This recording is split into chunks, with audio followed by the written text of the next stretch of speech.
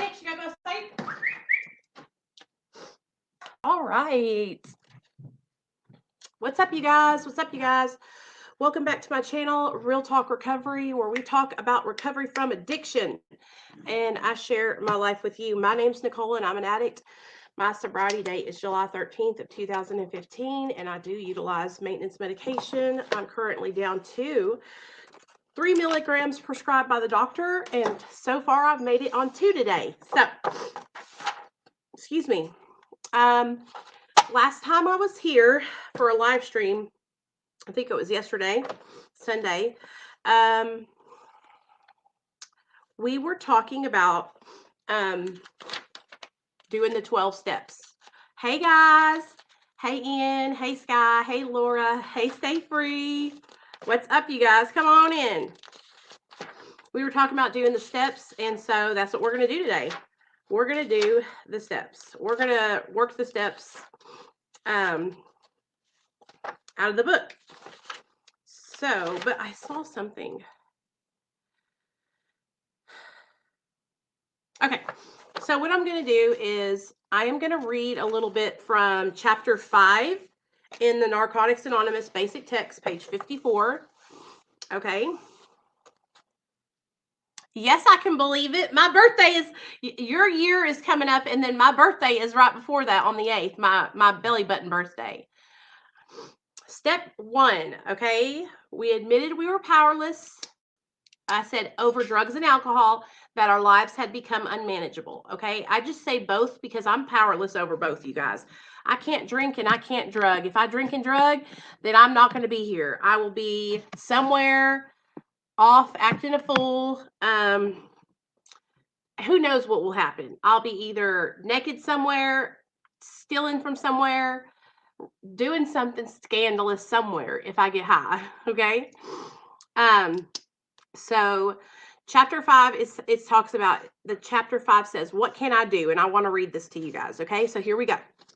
Begin your own recovery by taking step 1 from the previous chapter, how it works. When we fully concede to our innermost selves that we are powerless over our addiction, we have taken a big step in our recovery. Okay, so let's stop right there before we move on. So, in step 1, as you can see, it says we admitted we were powerless. Okay, so fully conceding to our innermost selves, like saying to myself, this is it. Like, I know that when I put drugs and alcohol in my body, that I lose all control. And that's what we're saying, okay? It's not saying that I'm weak. It's not saying that, I think a lot of people get powerlessness confused with lack of power, like as in not being strong or being weak-minded, but that's not what it means. It means powerless when you're ingesting drugs and alcohol, okay? When I don't take drugs and alcohol into my body, I have the power to make good decisions. It's when I put drugs and alcohol in my body that I lose control. And that's what we're talking about when we say powerlessness, okay? So, as long as we don't put heroin, fentanyl, crack cocaine, Xanax, alcohol, opiate pills, whatever your vice may be in our bodies, we can make good decisions. We can choose to stay sober, right?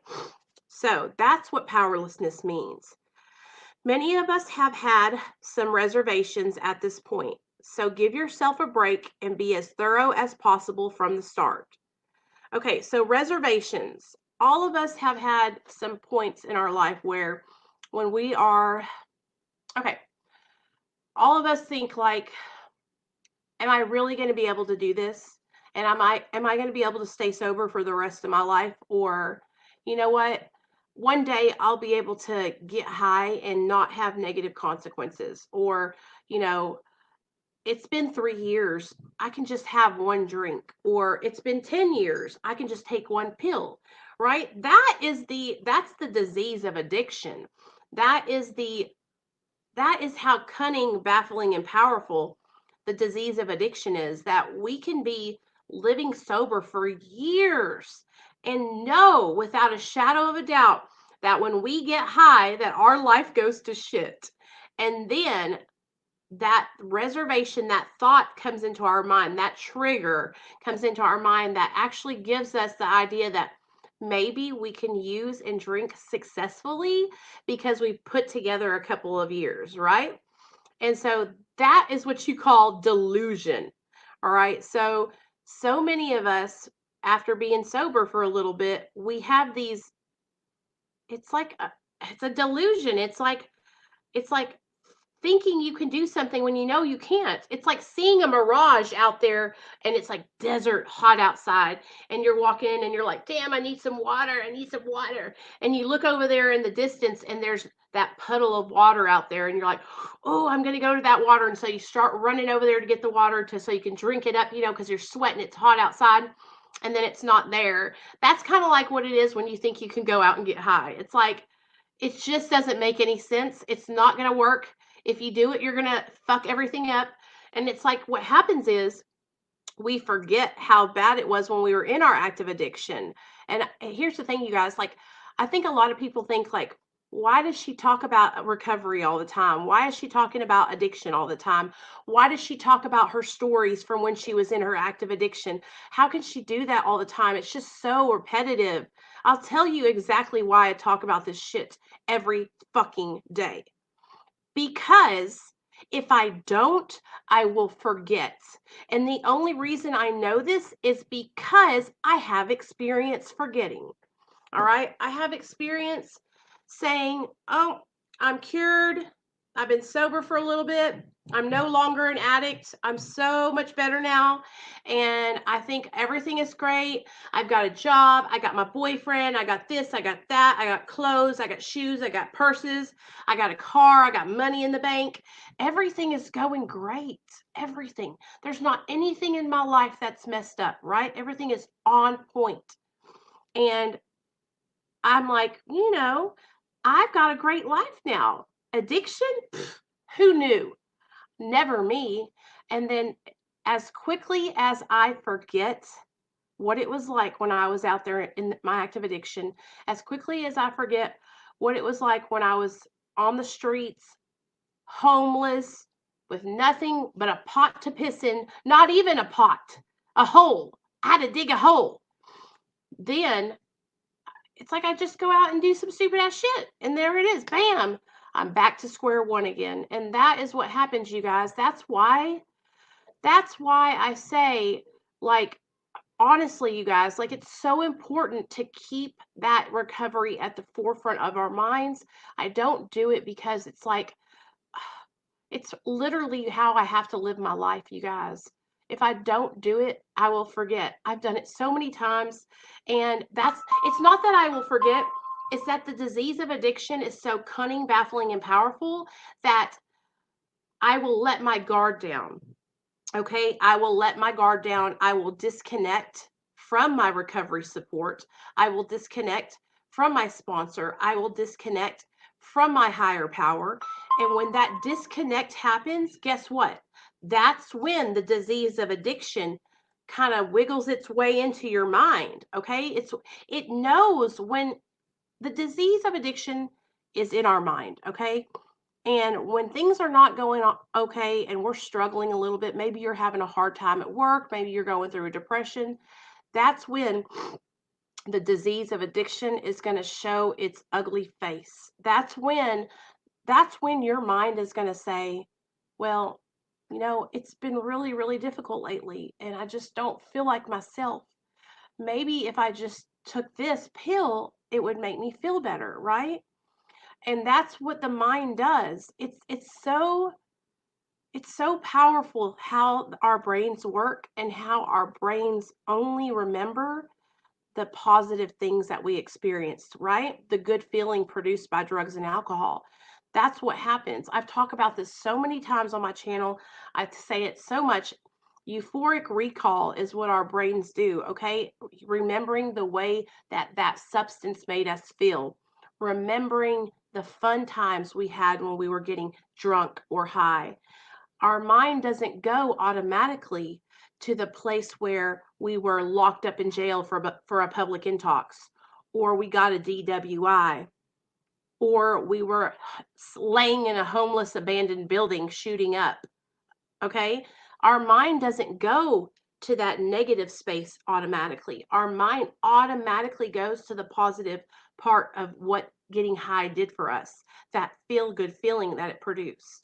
That's why I think it's so important to constantly remind ourselves what it was like when we were in active addiction, how far down we went, and let other people know and share those experiences. That's why we talk about that stuff here on my channel, because there's a lot of people that don't understand that a lot of the way that you stay sober is through repetition, is through practicing, and what you're doing is you're creating a healthy habit, a healthy coping skill, which is your recovery. Okay, so now let's keep on going. Sorry. Okay, so now what we're going to do is we're going to go over to step 1, and we're going to read about step 1. So let me go over here. Okay, so just for you guys that want to follow along, we're in the big book of Narcotics Anonymous, basic text, page 19.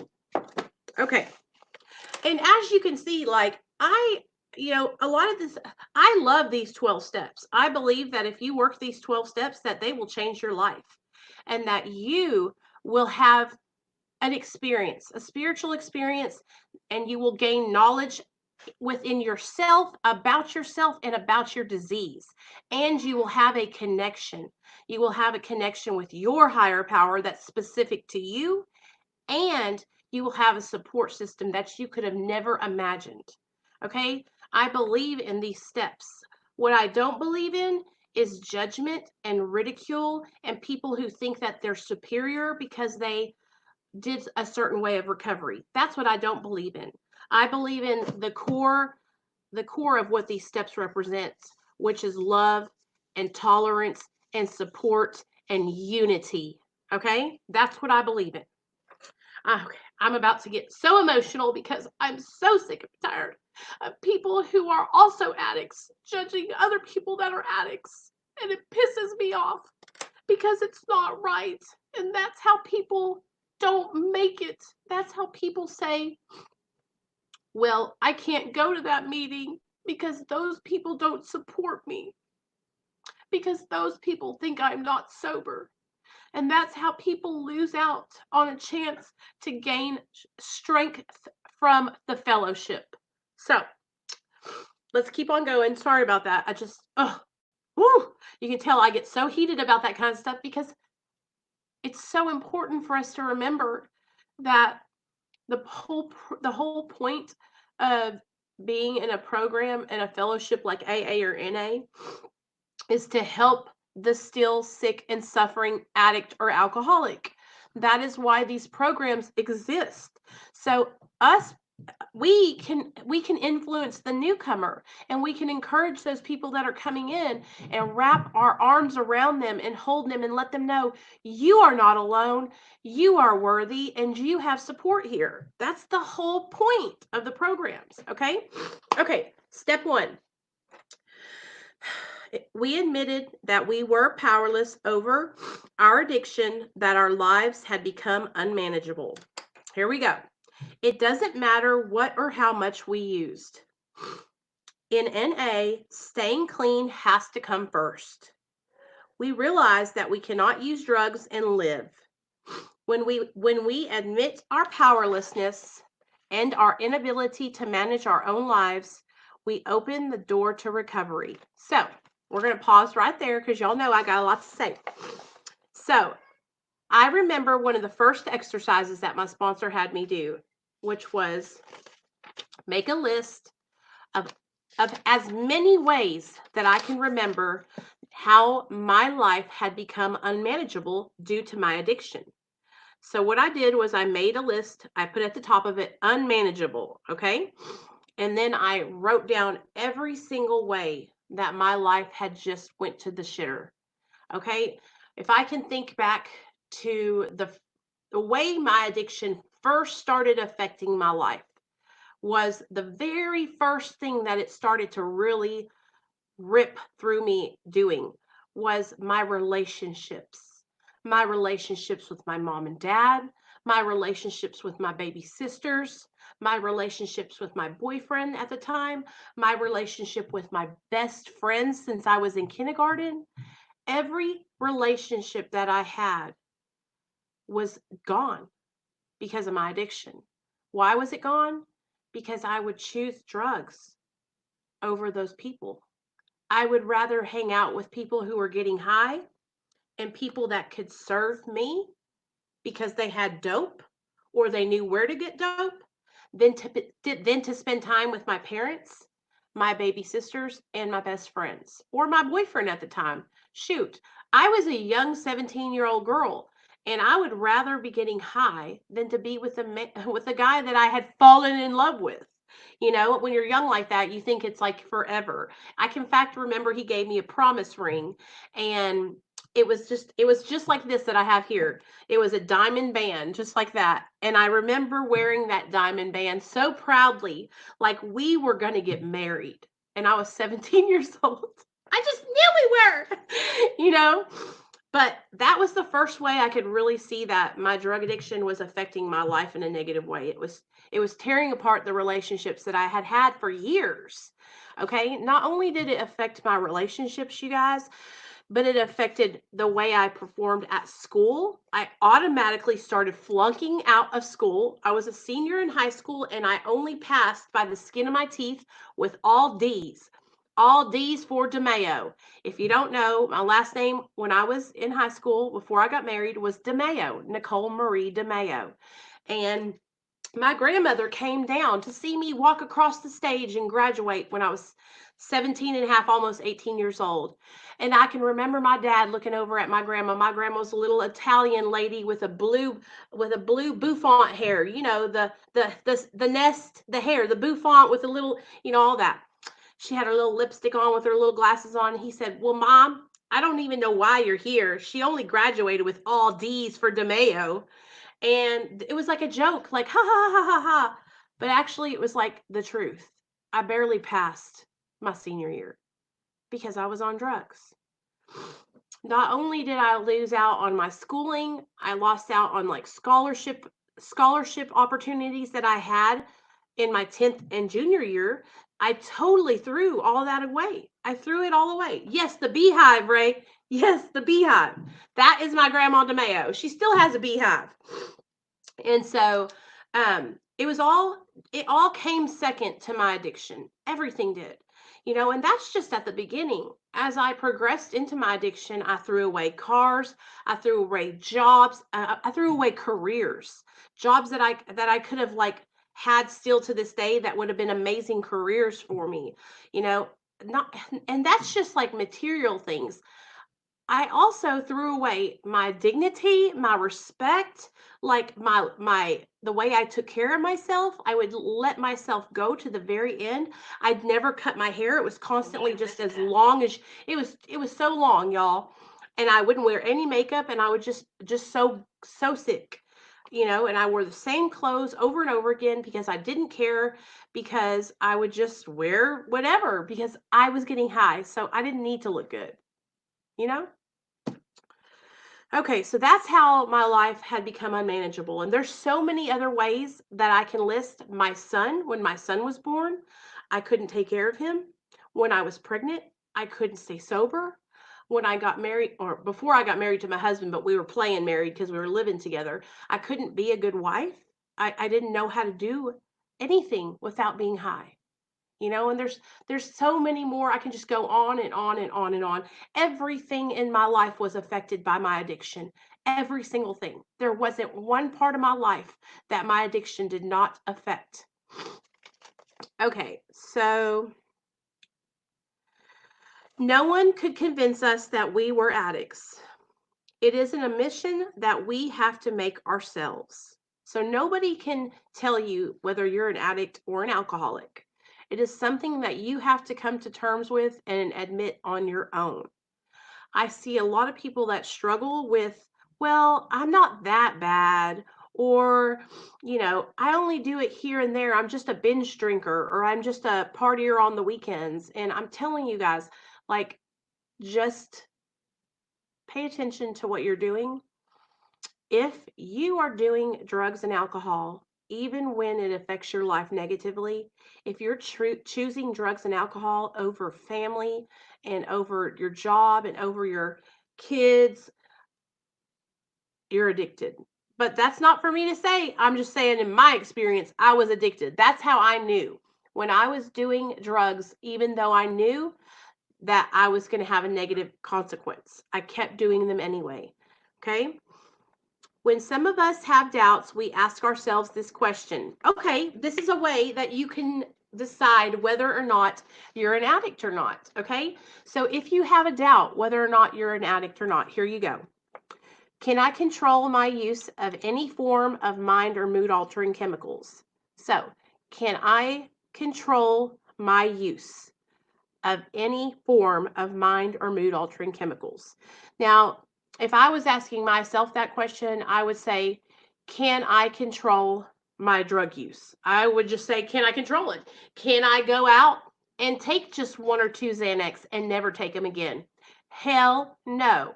Can I go out and drink a beer and not get drunk? Hell no. When I drink to get drunk. When I take pills, I pop as many as I can. When I shoot dope, I load the whole rig. Like, I am going hard. Everything I do is like that. If you haven't noticed yet, even my channel's like that. When I say I'm going to do something, we do it to the fullest. When I say I'm going to be here, we're going to be here and we're going to rock it out. And that's how I am with everything in life. I had gotten a couple comments over the weekend, and some people were saying, I think Sky had commented, and then another lady had commented. They said, I just don't know how you keep it together, and keep your channel going and keep your house going and your son going. And I'm telling you guys, like, that makes me feel so good when y'all say that, because I work so hard to do that. I make sure that I feed Nathaniel, I get him settled, and I get him all ready so I can come on here and do this hour thing with you guys. I plan out my live stream so that way I can give back to you guys, because doing this helps me stay sober. This is service. This is me giving back as much as I can. I wish that I could take my camera and go out into the streets of Arkansas and interview people and talk to addicts that are still sick and struggling. But I cannot do that. I am a mother. I can't bring my son along with me on these missions. So this is what I can do. It's really important to me to be able to do it. So that makes me feel so good when y'all say that. So just so you know. Okay. Most addicts will see that control is impossible the moment it is suggested. Whatever the outcome, we find that we cannot control our using for any length of time. This would clearly suggest that an addict has no control over drugs. Powerlessness means using drugs against our will. You hear that? Powerlessness means using drugs against our will. So have you ever wanted to be sober so bad, and you were like, I'm not using today. I'm not using today no matter what. And then later on that day, you found yourself at the dope man's house? Have you ever said, I've got to go see my kids today. They miss me. They haven't seen me. I'm not going to use today. I have to be sober when I see my children. And then you show up at your mom and dad's house to see your kids and you're high? Have you ever said that I'm not going to work fucked up? They told me if I came in fucked up one more time, I was fired. And then you show up to your work so fucked up that you're slurring your words. All of these things I have done, just so you know. That's what happens when we are using against our own will. We want to be sober. We want to change our lives. That's what it's like. And I don't think people understand. And somebody that's not an addict would say, just quit. Just have willpower. That's what it's all about. Don't you have any willpower? If it was all about willpower, I promise you that every person in this room would be sober and nobody would ever have an addiction problem. But it's so much deeper than that, so much more than that. If we can't stop using, How can we tell ourselves we are in control? The inability to stop using, even when the greatest willpower and the most sincere desire is what we mean when we say we have absolutely no choice. However, we do have a choice after we stop trying to justify our using. We didn't stumble into this fellowship brimming with love, honesty, and open mindedness or willingness. We reached a point where we could no longer continue using because of physical, mental, and spiritual pain. When we were beaten, we became willing. So there's something that they say in AA, and they talk about a lot of the old timers will say it here where I live. They'll say, she got that just right ass whooping, or she's been gifted with the gift of desperation. Like she has finally gotten so desperate that she's willing to do whatever is told to her to do. And I think that's really true because what I think happens is that you just get beat down. You have been running and gunning for for so long, and anybody that gets high, you guys, and I truly believe this. Anybody that gets high, they don't want to be doing that. They're not happy. I promise you, they hate it. They hate themselves. That's why they're getting high because they hate themselves, because they don't have any self confidence, because they don't have any self esteem, because they're hurting inside, because they have pain. I promise you that. Um, a lot of people struggle and are never able to get sober, and they end up dying because of their addiction, and we all have a chance. We all have a chance to stay here and make it. And our job as people in recovery is to share with others how we made it so that way they can make it too. That is the whole reason why we get sober, so we can help other people get sober. You know, I don't ever want to stop telling people about how my life has changed because I want to give hope to other people that maybe think they're never going to be able to do it. Because I was once that same person. I was once somebody who never thought I would be able to get sober, ever. I thought I was going to die like that. And I'm sure my mom and my dad thought that too. Because I can remember riding with my dad in his car and him begging me to just stop. Please, Nicole, why can't you just stop? And I thought, I can stop. I'll do it. I'll do it. And then I would try and I would fail. And then I would try again, and then I would fail. And I just kept on failing. And after so many trying attempts, it's like you just get so down on yourself. But I didn't realize that there was something out there that I didn't know there was any kind of like help out there that I could like really get like I have now. And now it's just like such a blessing to me. I want to tell everybody about all these amazing things that I've learned from the 12 steps and from being on maintenance medication. I want to share that with everyone because I think everybody should have a chance to recover in their own way. And I think it's so important for us to keep on like letting people know that we have been able to do it, and look at us, we're being successful. So okay, let me get to the words. Okay. Our inability to control our usage of drugs is a symptom of the disease of addiction. Okay, so our inability to control our usage is a symptom of our disease. We are powerless not only over drugs, but over our addiction as well. We need to admit this fact in order to recover. So right there it says that we need to admit that we are powerless over our drugs and over our addiction. Okay, and in order for us to recover, that we need to admit that. Addiction is a physical, mental, and spiritual disease that affects every area of our lives.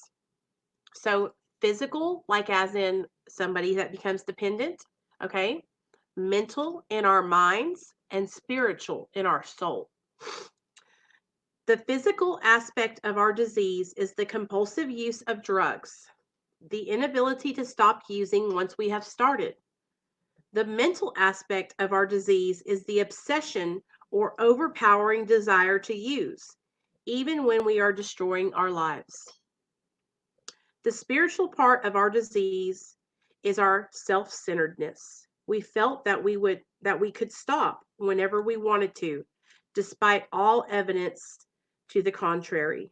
Denial, substitution, rationalization, justification, distrust of others, guilt, embarrassment, dereliction, degradation, isolation, and loss of control are all results of our disease. Our disease is progressive, incurable, and fatal. So, our disease is progressive, incurable, and fatal. It will kill us. Most of us are relieved to find out we have a disease instead of a moral deficiency. We are not responsible for our disease, but we are responsible for our recovery. Most of us tried to stop using on our own, but we were unable to live with or without drugs. Eventually, we realized that we were powerless over our addiction. Okay, so let's pause right there. So I know that that's probably like a shocker to hear this say, like, it's incurable and it's fatal. But I think that a lot of people don't understand how serious it is to have the disease of addiction and a what a it's probably one of the hardest things that you'll ever overcome. That's what I have, that it really is. To come out on the other side of being addicted and strung out to drugs, is you're a survivor. And it's probably going to be one of the greatest assets to you later on when you get into your recovery. Because, like I said before, you can use your recovery and what you've been through to give back and to help other people. And that is so important, you guys. A lot of people like to think that, addiction is just because we don't we have a moral, we don't know right from wrong, or we're just like the scum of the earth trash. A lot of people that look down on addicts think, oh well, I guess their mom and dad just didn't teach them right or wrong, or they just don't, they must be just like the scum of the earth, and they're just like, they have these horrible beliefs and they just think it's okay to get high. Like, that's what people they think that it's some lack of morality, of morals that we have, like we have a less, like our moral compass is broken, but that's not what it's about at all. It's a disease of the mind. It centers in our mind. Many of us tried to stop using on sheer willpower. This action was a temporary solution. We saw that willpower alone would not work for any length of time. We tried countless other remedies: psychiatrists, hospitals, recovery houses, lovers, new towns, and new jobs. Everything that we tried failed. We began to see that we had rationalized the most outrageous sort of nonsense to justify the mess that we made our lives with drugs. How many of you guys have totally gotten into a relationship thinking that if you started dating this guy or girl, that they were going to help you and you would stop using and your life would be good again? I cannot tell you guys. No, I can't. I've been in 2 relationships. Hey, Summer, where I thought, you know what? This guy is the guy that's going to help me get my life together. He is so smart. He's got a job. He will save me from my addiction. He will save me from myself. And I know you guys have done the same thing too, because I've talked to some of y'all who have done it. And it's like, that's the worst thing for you to ever do, because nobody can save us from ourselves. Our addiction is inside of us. We're fighting against ourselves. No one can pull you out of that except for you. You know? I know, Sam. It made perfect sense at the time, honey. I know. He had a car, he had a house, he let me move in, he bought me some new clothes. Listen, I understand. I did the same thing. Hey, Avalon, I've done the same thing. Okay, so we tried countless other remedies. Let's see, psychiatrists, hospitals, recovery houses, new towns, new jobs. Okay, how many of you guys have tried to relocate to a different city or a different state? They call it geological relocations, right? oh, if I move to New York and I get away from all the people I used to get high with, I'll be okay. I'll never use again. Just like I was going to say about getting into relationships. You can't move away from yourself, okay? There's drugs everywhere. Hey, Paisa, what's up? There's drugs everywhere. Everywhere you go, you guys, there's drugs. Okay, so you could move from Arkansas to California and you're going to find the same kind of people that you found in Arkansas to get high with. You can relocate from California to New York, and then guess what's going to happen? You're going to find the same type of people that you was getting high with in California. Okay, it's just not going to work. It has to happen within us. We have to make the changes inside of ourselves. That's how you truly recover. Okay, we began to see that we had rationalized the most outrageous sort of nonsense to justify the mess we had made our lives with drugs. Until we let go of our reservations, no matter what they are, the foundation of our recovery is in danger. Okay, so this is about reservations, the reservation to use, the reservation to get high. Reservations rob us of the benefits that this program has to offer. Okay, in ridding ourselves of all reservations, we surrender. Then and only then can we be helped to recover from the disease of addiction. So, in order to be able to recover from the disease of addiction, we have to rid ourselves of our reservations. What does that mean? We have to drop the bullshit and state it out loud. I can never use drugs or alcohol again. I cannot get high without having negative consequences. I cannot use successfully. Okay. When I use, I fuck up my life. When I use, I ruin everything. You know, so we have to truly surrender and drop the rock and say, you know what? I can't do this. I have to mourn your drug of choice. You can't get high anymore. Okay. I know. Listen, when I was getting high, I liked the feelings produced by drugs.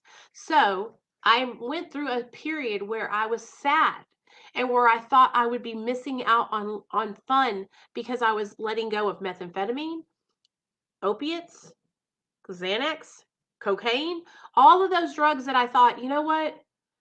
They make my life better. They make me feel good. Oh, they give me confidence, right? That's all lies. That's all the mirage that addiction makes you think that it's giving you. Those are all, it's all a facade. It's fake, okay? Addiction does nothing but destroy you. All right?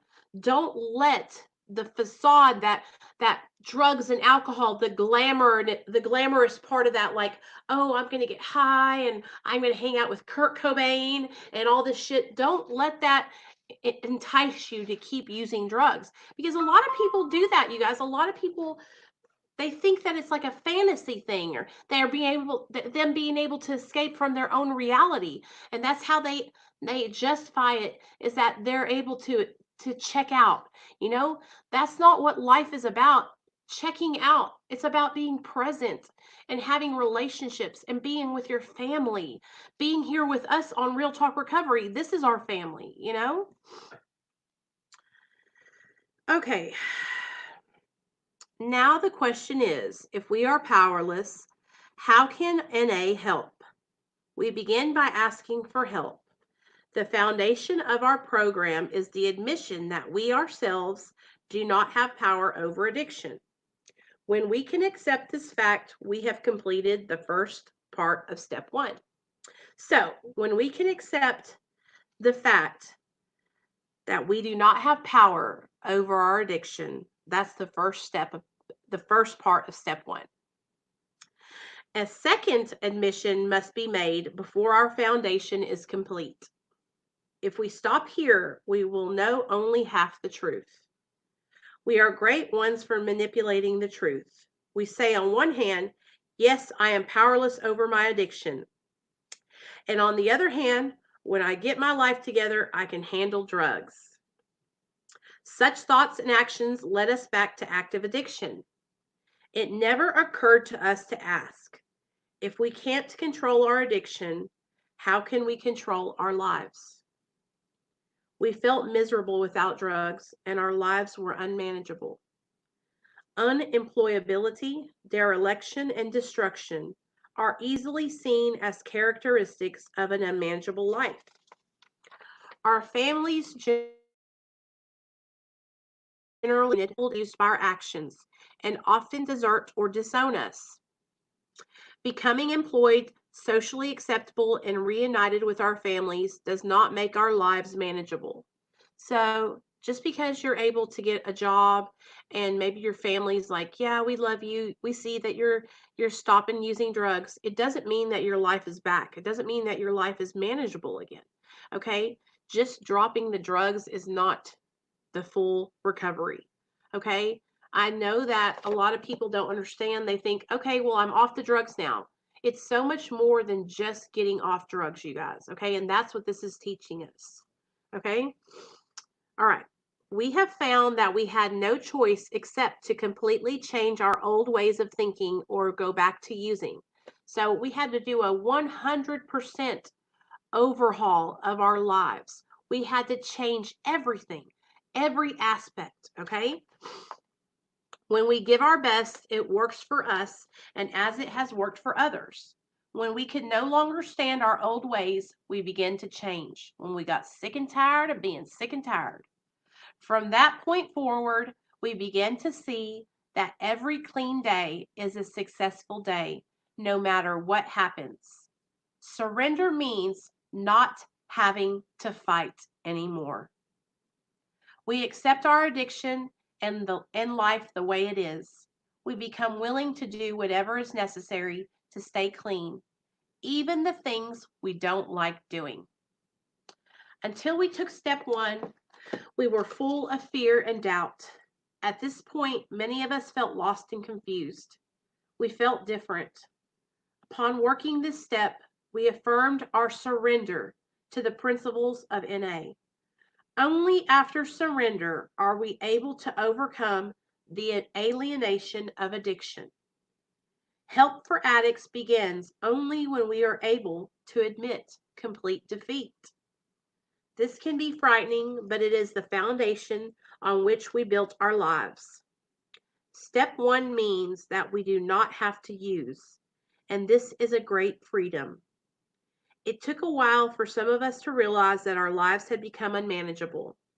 For others, the unmanageability of their lives was the only thing that was clear. We knew in our hearts that drugs had the power to change us into someone that we didn't want to be. Being clean and working this step, we are released from our chains. However, none of the steps work by magic. We do not just say the words of the step, we learn to live them. We see ourselves that the program has something to offer us. We have found hope.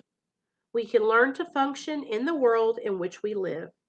We can find meaning and purpose in life and be rescued from insanity, depravity, and death. When we admit our powerlessness and inability to manage our own lives, we open the door for a power greater than ourselves to help us. It is not where we were that counts, but where we are going. Bada bing, that's step one, y'all. So, what did we learn today? Okay, we learned that in order to fully recover and to work step one all the way through, we have to first admit to ourselves that we are powerless over our addiction. And second, we have to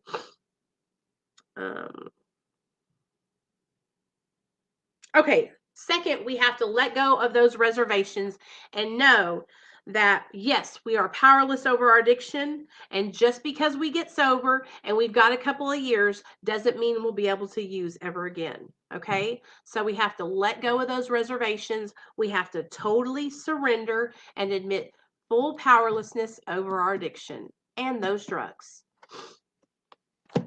That was step one. Okay. So what we'll do, I really think this is going to be good. The next step we'll do together is step two. So if you guys would like to, all of you guys would like to kind of like participate, if you want to tonight before you go to bed, make a list on a piece of paper, just jot it down before you go to sleep. It's not a big deal. Make a list of all the ways that your life has become unmanageable due to your addiction. Okay. And Wednesday on our next live stream, we all can share, and you guys can share with me how your life had become unmanageable. Okay. I'm going to kind of keep, or should we do it Wednesday or should we just do it on the, no, this is what we'll do. Yeah. We'll follow up on Wednesday at the beginning of the live stream. We'll talk about unmanageability and then we'll go into whatever we're doing for Wednesday evening. Okay. But if all of you guys want to participate, write down how your life has become unmanageable, and also let me know, are you surrendered? Have you truly admitted that you are powerless over your addiction? Okay. Are you letting go of those reservations? Are you saying, no, I can never use again? I'm not going to do that. I don't want to do that. I don't want to lose my sobriety and I don't want to lose my life. First of all. So really think about that. Those are just some things that you guys can think about while you are, laying down tonight. And I really just hope that everybody enjoyed this, because I know a lot of you guys really wanted to do the step study tonight. So we'll do that. And it's really easy to understand on the NA book. Now I used to do the AA steps all the time when I first started my channel. And I love the big book of Alcoholics Anonymous, but I do find that it's a little bit easier for you guys to understand and for me to understand out of the Narcotics Anonymous book. So that's what we're going to keep on doing. We'll do step 2 next Monday, and we'll do this every Monday from now on until we get all the way through. Okay? All right, you guys, I'm going to go get Nate in the bath time, and I'll see you guys later on. I love y'all.